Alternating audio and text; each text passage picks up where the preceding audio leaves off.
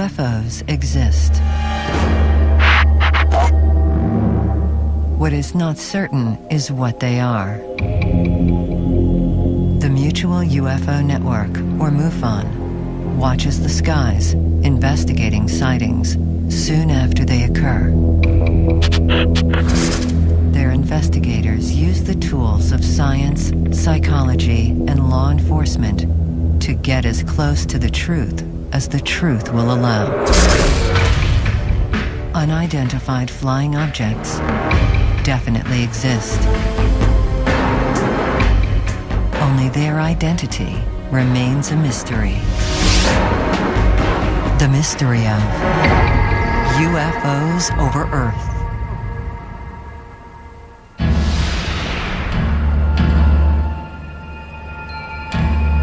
You know, when they talk about Galileo, he'd have his telescope and he'd invite people from the scientific community to come and look in the eyepiece. They didn't believe and they wouldn't look in. And what we're facing with here is this is out there, and some of us are looking in the telescope and trying to figure out what's going on out there.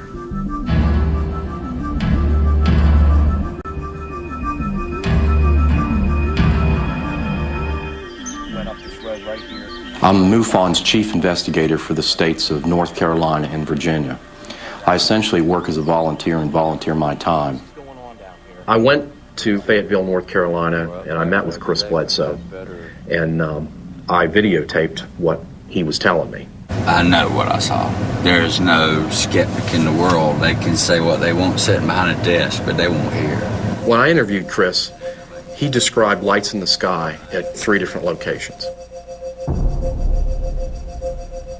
As you get into the UFO investigations, you'll find people always are describing things they can't find words for. So I'm working more like a police sketch artist. We want to make this look as close to the actual event. This is the location along the Cape Fear River where 5 guys got together one night to do a little evening fishing. We were all fishing right in this very spot. Chris leaves his friends. He walks up to this spot on the road, and this is where he has his first encounter. Looking this way, you see the trees in front. See where it drops off, that little hut down there? Yeah. That's where I was standing. And there's these 2 orange balls, huge, and they were motionless, sitting side by side. Okay, so this is about the size that would have been over that tree right there. But what alerted me, a 3rd one came in the blink of an eye. And I turned around in a pretty good clip, not running, but a good paced walk back to the river. Now, this is the point in the river. Chris races back to tell his friends what he's seen. They all look up in the sky. Everybody sees these 3 lights descending rapidly. We're all looking at the sky when these 3 big white balls that looked like stars converged and landed on the other side of the river. And they were really close. They weren't but 100 yards, maybe 150 yards on the other side of the river. The guys drop their fishing poles right where they're standing, and they head for the truck. So the guys are in the truck, they're racing out of there, they get to the end of the road, they stop the truck, they look up, and everybody sees something strange floating in the sky. But the story doesn't end there. Chris goes home, and the barking dogs lead him outside to his backyard, and that's where the story gets really weird.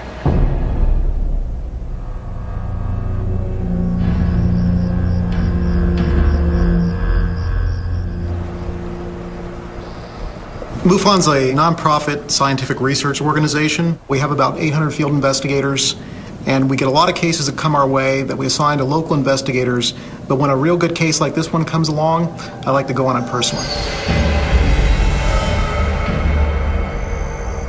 Tell me what happened. You came back from your walk, you came down here, the guys are fishing down here, right? They're sitting right here, okay. Right on this bottom area. Chris appears to be a pretty respected member of the community. He's a commercial pilot. He was a very successful builder, had a good business. He's got a great family, raised 4 children, and for all intents and purposes seems to be a pretty stand-up guy. What do you think the altitude was when they came down? You said when they came down and then slowed down like... I'd say 500-600 feet when they slowed down, but they were coming down at a speed unbelievable. It looked like a star from a million miles away, and then it just, boom, didn't stop, but it looked like a cushion of something caught it, and then they come down about this speed, just gently. I have to say that Chris Sr. just came across so well. And his demeanor and his body language and just his very simple talk. And he was obviously a very intelligent man, but at the same time a very simple man. And I just got the sense that there was elements of truth here. And was that the end of it? It was the end until I got home. And then it started again at the house. What happened at the house? That's when my dogs went nuts, and I ran out to see what was bothering them. My Chesapeake took off in the woods. I ran around to cut them off, whatever it was, and that's when this entity is standing 3 or 5 feet away from me. So it went on a long time. I mean, it was a hectic night. It was totally something I'll never forget. It haunts me. My Chesapeake runs right, it's about right here and stops. I wasn't even thinking an entity or nothing like that. I'm thinking some sort of animal. All these dogs are facing this way. The Chesapeake's facing this way, and her hair is standing up from the back of her head to her rear end. I look back this way, and right there, it was just standing there. Right on that little rise, but if I reached my hand out and leaned over, I could touch it. So and it would have been right about, yes sir, right there. No more than 3 or 4 feet away. That's the max. And he was no higher than, say, this high up on your arm. It didn't move, it didn't blink, it had red eyes, but it was glowing. I mean, look at the chill bumps. See that? Mm-hmm. You can't fake that, guys. As far as looking at it, it was just stoic. It was glowing, there. But there was no nose twitching, no muscle movement, just like a statue would be looking at. It looked like if you dipped a person in glass and it molded to their body, and you could see through the glass inside, that's what it looked like. And it looked proportionately like a child, a little person. These creatures did not look like the standard close encounters aliens that we have kind of grown up to know and love, dipped in glass and a very shiny surface that apparently went from literally, fingertip to head and everything else. For a second, I was frightened, and I stood here and I said, okay, I'm a big guy. If you want me, you got me. You got me cornered. I have nowhere to go. This was an important part of this investigation for us because I think most people are going to look at what his reaction was and they're going to believe him. Were you moving around? I wasn't moving a bit. I was frozen, and I was looking at it, and it was looking at me, and I was thinking real fast, if it's going to get me, it's going to get me. And I just kind of calmed down and relaxed. And,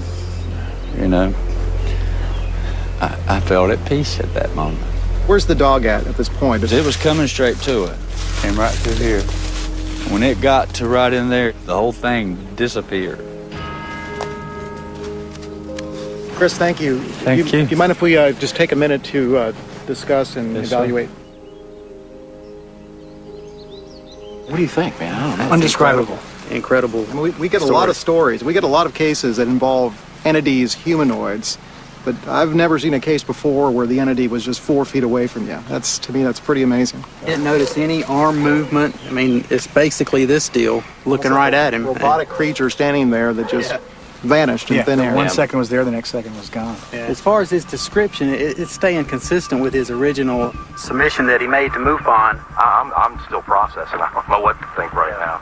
If he was hoaxing this, if he was trying to scam it, why wouldn't he just use the description everybody else uses? This is a very interesting case, but at the same time it's a very tough one because there's no physical evidence and we have to rely on strictly witness testimony. So far we've only been able to interview Chris, but there were 4 other people involved, and I'd really like to see what they have to say about this. As far as I know, we're getting invaded by UFOs. I remember being one on the right, one in the middle, and one toward the left. I'm thinking, boy, this is really sizing up to be a whopper. Like an invasion, you know what I'm saying? That's what we were thinking in our mind. An estimated 10,000 UFO sightings are reported each year. MUFON, the Mutual UFO Network, chronicles these sightings, but only investigates those they consider credible. The following is an account of one such investigation.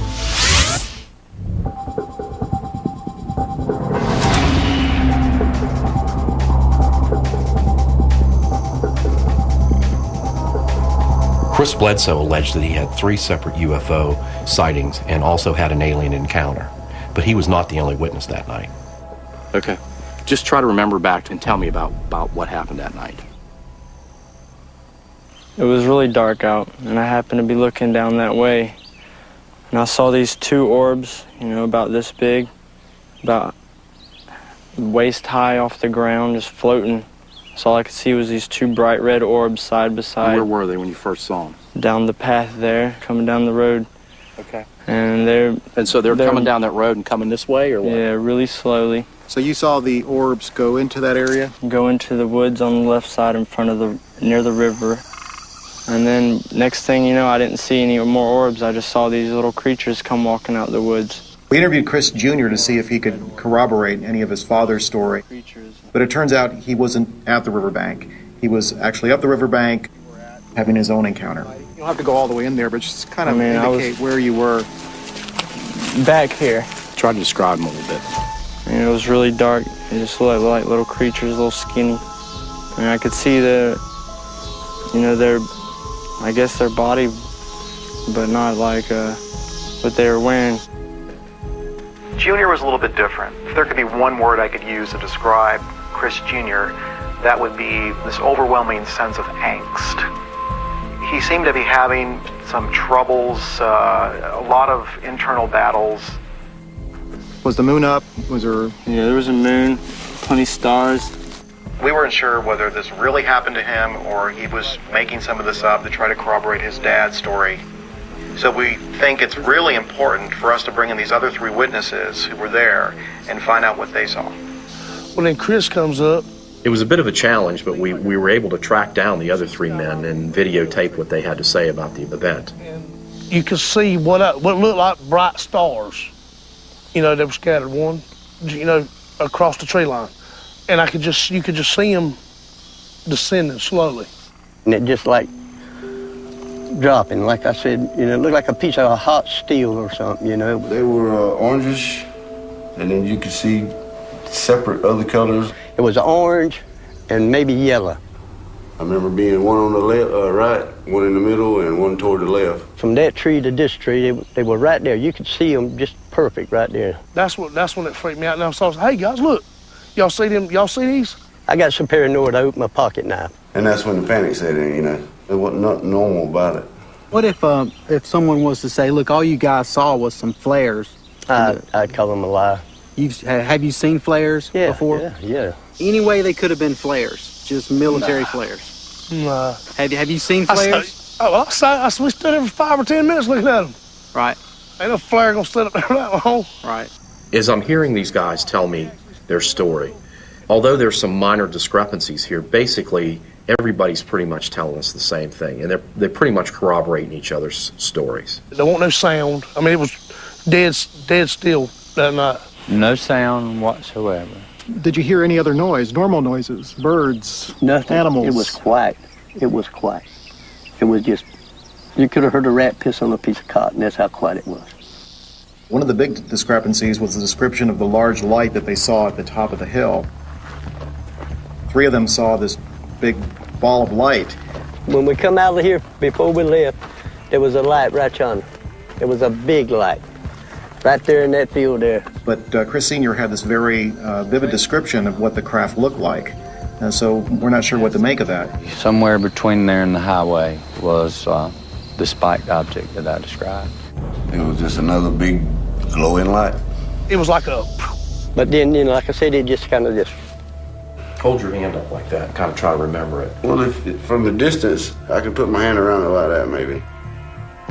If you look at the tree and the pole, It would have been, the nose of it would have been at the pole, and the rear end of it would have been past the tree. See the horse standing there? Right. That would have been about the back of it, or a little further behind him, and the front of it would have been along this pole over here. It was a good 40 feet. The other major discrepancy we saw in the stories was this whole issue of missing time, where Chris Sr. thought he was gone for maximum 20-30 minutes from the riverbank, but his companion said he had been gone for hours, and in fact they went to go look for him. Okay, Chris, now, you said it took you 20 minutes to get up here and back down again. And yes, sir. Okay, now, why did the other guys think it took longer than that? I had been gone a long time. I remember that night that somebody had went looking for him in the truck. The truck was parked right there. When it got dark, we kind of started wondering where Chris had got to. It was just me and Gene down there. Donnie went up the hill to get Chris so he didn't have to walk back or whatever. Went around there, hey, where you at? All of them said they drove up to the road at the end and drove back. And I know they left because they said they did, and the truck was moved. At some point, those guys said that they came up the road and went up there, turned around, and went back. You're standing here the whole time. Yes, sir. How could they get past you without you seeing them and them not seeing you? There's no way. Did anybody tell you how much time had passed? 3 or 4 hours. They thought you were gone for 3 or 4 hours. Yes, sir. In a case like this where there's time missing, he tells me he can't remember. He tries to remember, he thinks about it, he gets these severe smashing headaches, and he can't remember what happened up there. So at the time, you didn't think it was strange that when you got here, it was just getting dark, and when you got back, it was very dark. That didn't strike you as strange or odd? I have a missing spot in my brain, and I've told Richard this time and again. I have a wall. I want to know what happened there. I'm lost for time at that point. I feel for him. I feel sorry for him because I can see that he's really struggling with something. But I know that's something that we probably could explore with some psychological help. Now that we've finished interviewing the other witnesses, and we've pretty much gone as far as we can with them, we want to go back and focus on Chris Bledsoe because that's where we think we're going to find our answers.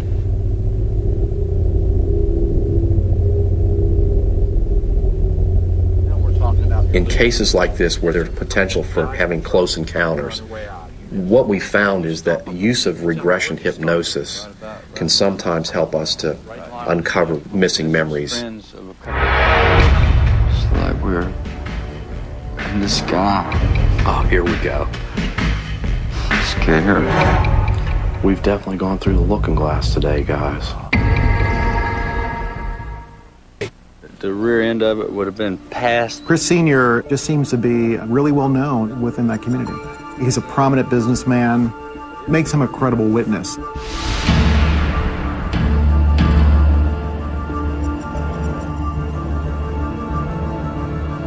We're not sure if what happened to Chris Bledsoe is real or fantasy, but we're hoping that regression hypnosis will provide that answer. You do the regression hypnosis, you basically put the client in a state of unconsciousness. Sometimes they'll refer to it as put him in a trance. And the psychologist can basically talk to the individual and take the information off their subconscious mind. You're in control here. And all I'll be doing is just helping you get focused. Dr. Michael O'Connell is a Harvard-trained psychologist. He's got 15 years experience, and he's probably done a regression hypnosis on somewhere around 250 individuals, and we are very lucky to have him. Yes. You're okay. You're okay. The regression hypnosis took place on July 14, 2008, and we videotaped it.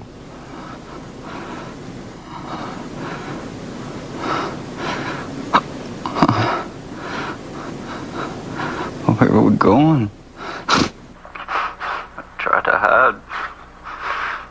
I couldn't. They're looking at me. There's 4 of them. They're so tall.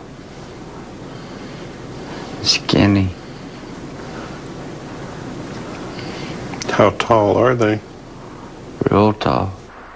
7 foot or better. They're not human. They're not human.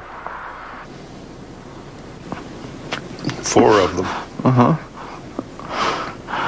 I just want to go home.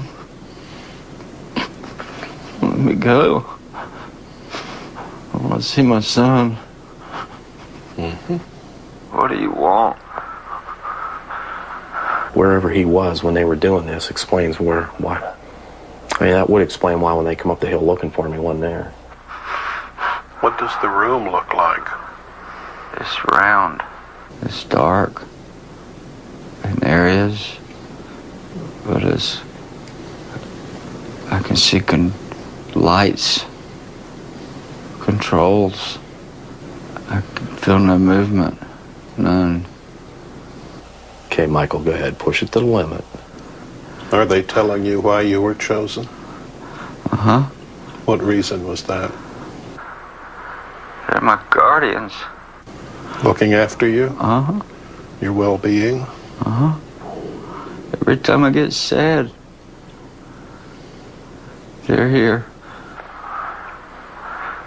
I know I've been sad. Is that why you come? Are they the same ones that you saw in your backyard later? That's their children. Their children? Uh-huh. They let them out to play. In your backyard? This is just your routine everyday stuff here, right? 20 years in the business. Have they been inside your home? Yeah. We've definitely gone through the looking glass today, guys. I've seen the tapes before, but this is one of the best ones I've ever seen. All the way up? You can feel it in your butt and your back? So what do you think? Oh. Was I abducted? A lot of similarities. Unfortunately, you're not unique in this world. Everything we were trying to figure out, you pretty much told us. Yeah. Really? Yeah. Yeah, you did real good. Wow. You did good. I'll show it to you. What we're watching here with Chris is very consistent with the typical abduction scenario. It obviously accounts for the missing time. Can I come back? It also accounts for the fact that someone got in the truck, drove up the hill to where he was, and he wasn't there. You said at one point, you said something about the little ones, and you said they put them out, let them out to play or something. That was kind of funny. Yeah, I said, oh, they were just let them out to play. He said, in your backyard. Play in your backyard. This has been one hell of a week. It's been a roller coaster of emotions. So right now I think we're going to be mostly in analysis mode and trying to figure out where we're going to take the investigation next. And when I came home to tell everybody, I was rejected like I was completely not. If you'd come back and said this person's like totally psychotic, it would have made this real easy for us. All MUFON investigators are volunteers. Their full-time occupations range from police detectives to computer graphic designers to aeronautical engineers. They bring their skills to each investigation. Let me go. I want to see my son.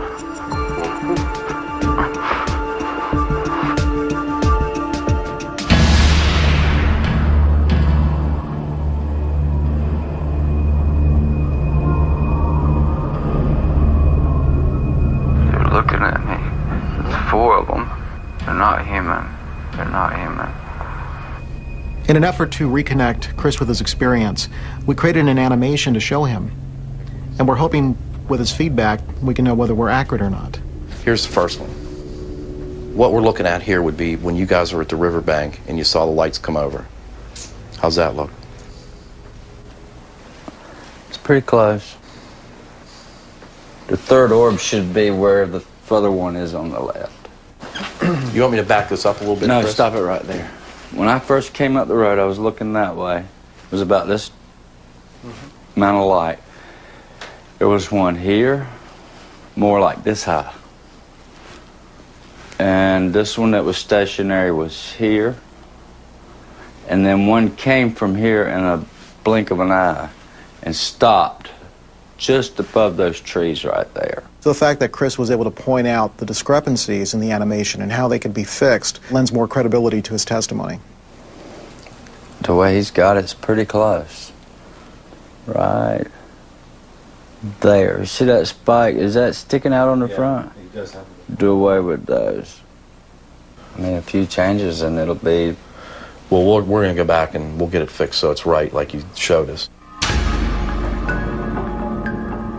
Now that we have Chris's feedback, we can finalize the animation.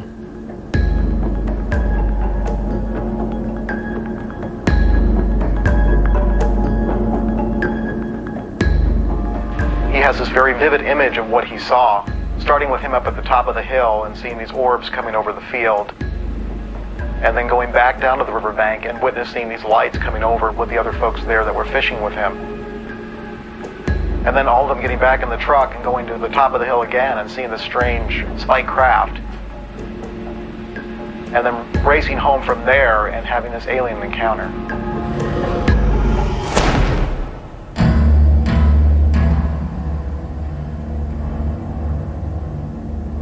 It changed everybody in our house. For the first time in our life, we were not open.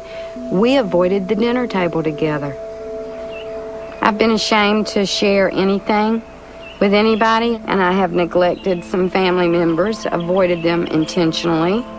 It's been emotional, it's been stressful, it's been horrifying. In fact, can I tell you this? Our marriage and our family was on the verge of splitting up over this thing. So it's been tough, but it's not a train wreck yet. The dramatic changes in their behavior and the stressors that it caused in their family life is a major confirmation that something went on.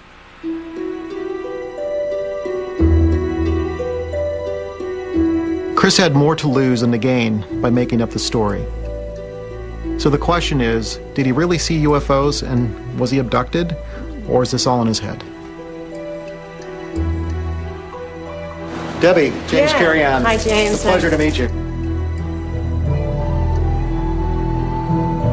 You're actually going to be able to come up with a diagnosis, whether there's any elements of fantasy proneness, any red flags you're looking for in terms of could it be a hoax? You know, I'm going to do an in-depth interview with him and try to get as much information as I can. Personality disorders I would be looking for in a case like this would be something like narcissistic personality disorder, or their proneness to fantasy, or if they have any sociopathic tendencies. Debbie, Richard? Hi. Debbie, Joy. Chris, Hi. Lisa. Nice to meet you. This is Chris's wife, How Vaughn. you doing? Hi, Vaughn. Nice to meet you. Nice to meet you. What I was really looking for was whether he showed any indications of these personality disorders that would really tell me that there's a hoax going on here. Debbie's a psychiatric social worker. She's a professor, a college professor in Maryland. Just tell her, just be open, tell her what you're thinking, and I think everything will be fine, okay? Make yourself at home. Thanks. First test is a skid. You just do a general interview. Are people anxious? Are they depressed? From that very structured interview, you piece together a diagnosis. And the other test is the MMPI-2, and that is personality inventory. What are his general features, how he portrays himself in the world, how he reacts in different situations. So we thought those two would be the best tests to give. So has there ever been a period of time when you felt deeply depressed? 2001, during election times, I lost $2 million cash dollars because I had 27 houses that sat on the market a year and a half. It caused a lot of depression, but I never told my family the stress that I was under because I was sheltered then. Well, it made my condition very rough. And you always have a sense of who you are? Yeah, okay. So you don't lose touch with that. About that night and what happened, would you describe that as a trauma? Oh, it was definitely traumatic. You're saying yes, traumatic. ma'am. It's very painful to think about it. And when I came home to tell everybody, I was rejected like I was completely nuts. Yeah, you have a lot of pain about that. Yeah. There's nothing to indicate that in my conversation today with Chris that he's experiencing any break with reality. And certainly was not indicated in the skid interview that Chris Sr. is psychotic. On the other hand, he sort of has a proneness to unusual ideas and beliefs, which probably made him more susceptible, but certainly did not create any kind of mental illness. Debbie administered a second test, the MMPI-2, the Minnesota Multiphasic Personality Inventory Test. And the test shows he's in his right mind. The MMPI basically said that he is vulnerable, and being vulnerable, he could have a certain level of psychotic or disturbed thinking, but that really seems unlikely, and actually his personality profile doesn't indicate that he's sort of prone to, making up lies or conspiring or things like that. If you'd come back and said this person's like totally psychotic, and it would have made this real easy for us. And that never came up. Yeah. I was pretty relieved that I didn't see any of the major personality disorders there. So I'm pretty convinced that this is not something that was hoaxed.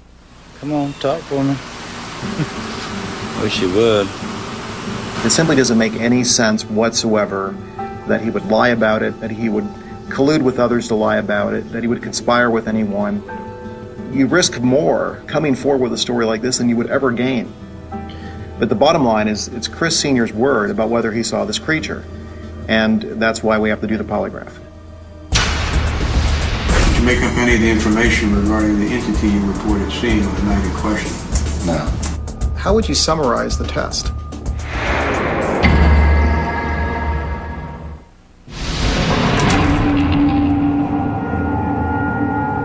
It looked like stars. I mean, stars in our eyes.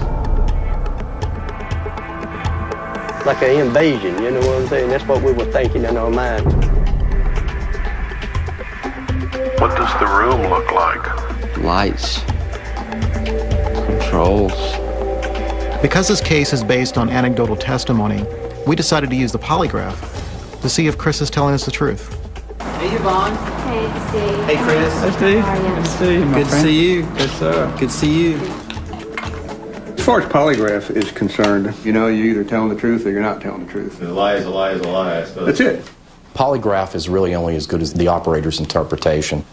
We were lucky to get Bob Durdak. He's retired from the FBI. He was in charge of the North Carolina Bureau's polygraph unit, and he's very respected in his field. I tell them it's a pure of heart test. If you feel good in your heart, you're being honest, you're going to do fine. If you don't, your body shows it, and you don't do so good. It usually pretty much plays out that way. Hello there. Hello. Hello. Hey, how are you? Steve McGee, MUFON. Steve, Bob Durdak, how are you? Chris Bledsoe. Chris, nice to meet you. Good to meet you. All right. Steve, thanks very much. Yes, sir. Chris is having no qualms about doing a polygraph. In fact, in the original report, he said he would take one. So we're going into this polygraph exam feeling very confident that he's going to do well. The real lie detector in this whole equation is you, because you're the only one that knows the truth, and you're telling this instrument here what's going on inside your body, and that's what we're using to determine whether you're being truthful or not. If you will pull this around your lower stomach and just hold it right in the middle and kind of lean forward a little bit, I'm going to pull this around behind you. For months, I was scared to say anything for ridicule. I decided I had to get it off my chest or it's going to drive me insane. And the world needs to know it's real. It is real. I'm thinking, if he comes out and passes, this is going to make this real easy. And it's going to shorten our time here. I suffer anxiety anyhow, that's Well, just try to be as relaxed as you can. Okay, ready to go? Yes, sir. Test is now beginning. Is your first name Christopher? Yes. Is there anything in your background that would cast doubt on your honesty or integrity? No. Did you make up any of the information concerning what you saw in the sky on the night in question? No. Have you conspired with anyone to provide false information regarding what happened on the night in question? No. Did you make up any of the information regarding the entity you reported seeing on the night in question? No. How would you summarize the test? Well, I'd say he failed the test. I'm going to tell you that his deceptive responses were focused around things that he actually saw that night. He wasn't being truthful about the entity. I don't think so. What do you think he was being truthful about? I mean, it's hard to say. I mean, it's going to be a speculation no matter what I say. Is everything he said a lie? You can't glean that just from the polygraph. You can glean that from the investigation, the information you collect, and everything should fit at some point. Did you make up any of the information concerning what you saw in the sky on the night in question? How did he score there? Well, if you just took the numerical score, he would have been inconclusive on that. The one he had deceptive responses to was the entity, seeing the entity. You know, he kept saying, I'm not sure myself when I think about it if I really saw it or not, but I know I did. He didn't come right out and tell us everything was a lie, but basically the part about the entity reflected negatively in the polygraph. I ended up doing 2 series. So even though I may feel disappointed, in the back of my mind, I'm saying reserve judgment. Reserve judgment. So you have to weigh all that evidence, and it really comes down to who do you believe? Essentially, it was negative. Basically, the operator's telling us that he wasn't being honest. He was neutral on the orange orbs, and he was neutral on the lights in the skies. I think we're all a little disappointed. Honestly, the relationship I've developed with Chris, I really felt like I owed it to him to sit down and talk to him about it. This was going to be his chance to either confirm or deny that he still was going to stick to his guns, or he was going to finally come out and admit that, no, guys, all right, you got me. We wanted to talk to you and get your reaction. Okay. Because I was basically going to hit him right between the eyes with it and see what he says. Hopefully, he'll benefit somehow, some way. MUFON annually investigates an average of 5,000 reported UFO sightings. Approximately 85% are dismissed as either misidentification of natural phenomenon, man-made activity, or deliberate hoax. 15% remain unexplained.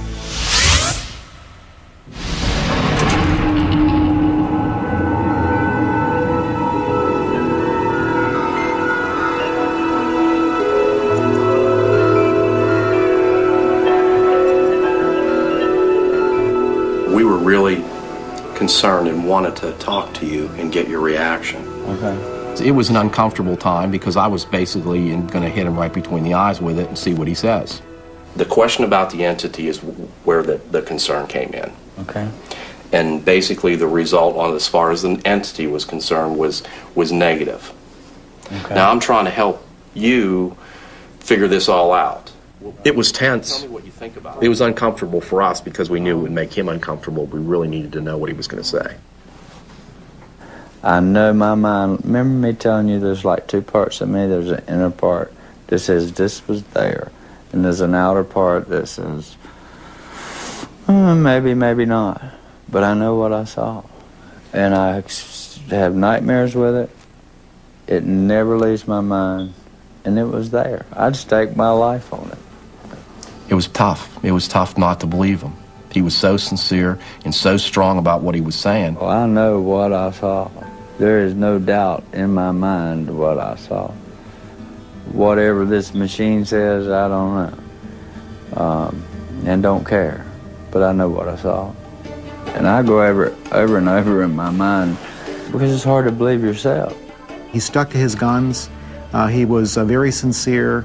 So in my mind, the story still goes. I mean, the story still seems credible.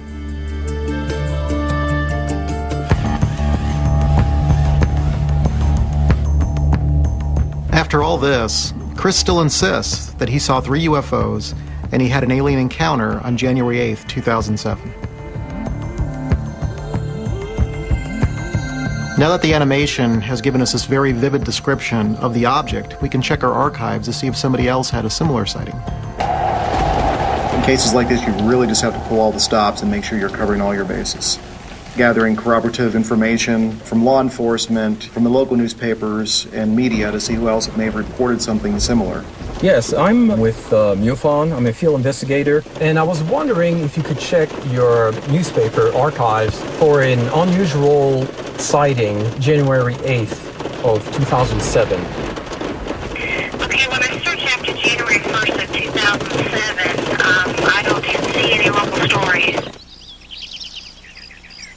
We contacted the local military installations, the airports, trying to find somebody else who may have reported this or may have seen things, and we came up with nothing. As I scroll down on our case management system, the time frame of the Bledsoe sighting, as I look here, we've got a submission on January the 9th, 2007. One of the interesting aspects about the Bledsoe case is Chris Sr.'s description of the craft at the top of the hill. What struck me as I'm going back through the MUFON archives is we found a similar case from 2001 up in Wisconsin where the craft that was seen there was almost identical to what Chris was describing. The whole egg shape and the protrusions. In fact, when I put them side by side, I was amazed at how similar they were. Basically describes the same thing as the witnesses in the case that we're working on right now. To have two cases in different parts of the country, different time frames, where both craft are so similar is just amazing. Now that we have this other sighting from Wisconsin, the question is this coincidence? Is it a collective fantasy? Or are people really witnessing the same object in different states? Based on the year differences, I would have to say they're seeing the same object. So what do you do, crawl over one of those guys? Yeah, I don't see how. Let's talk about closure on something like this. The reality is that when you work on a case like this, you never get a cut and dry solution. We have a lot of evidence, a lot of information, a lot of testimony, and we'll never know for sure exactly what happened. So it's frustrating to us that we haven't been able to gather the necessary data we want to prove that something really happened. But at the same time, we know this is happening. We know that people are experiencing this, and we really would be remiss if we didn't investigate it. We can't simply ignore it.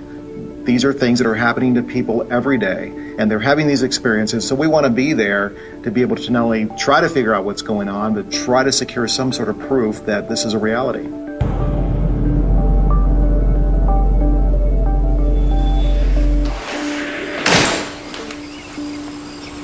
It's all right. Come on out here. What do you think? I don't know what to think. You don't? Chris Jr. and Chris Sr. had a very reality-altering event. I think this case shows that we're dealing with a real phenomena here. And it's important for folks to know this is not science fiction. This is science fact. Thank you so much. You're welcome. It's been tough, but it all come out good. All right, bud, I'll see you later. Thank you, Richard. Thank you. See you later, man. Later, buddy. Thank you. It's worse if you're quiet about it. It'll never leave what I saw, and one day, everybody will know the truth. One day.